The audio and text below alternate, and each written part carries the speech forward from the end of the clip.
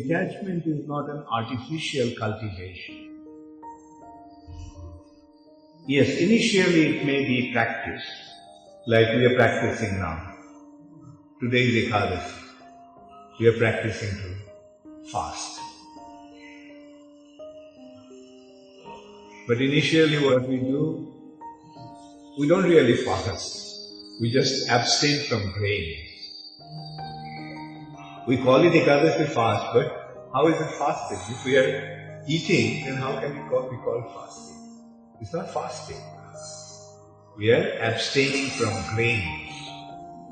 But then as we become Bhakti Parishanu Bhava, as our devotion increases, then we will become more detached from these needs of the body. There will be like fasting till 12, not fasting the whole day.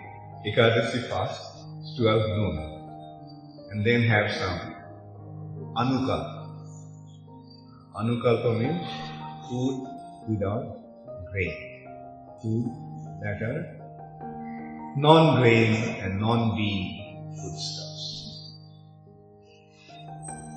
I suggest that when the devotees can, they can try to fast till evening.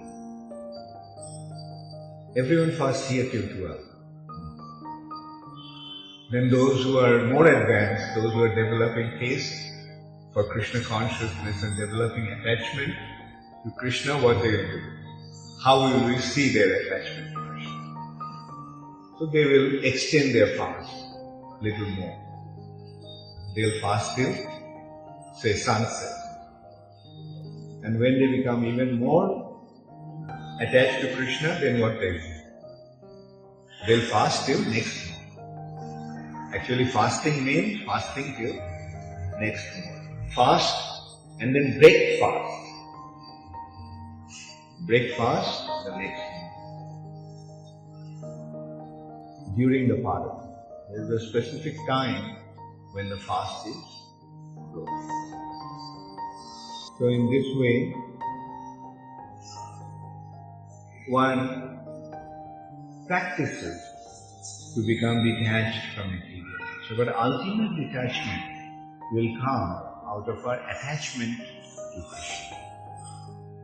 To the extent we will become attached to Krishna, to that extent we will become detached from matter. That is the natural development.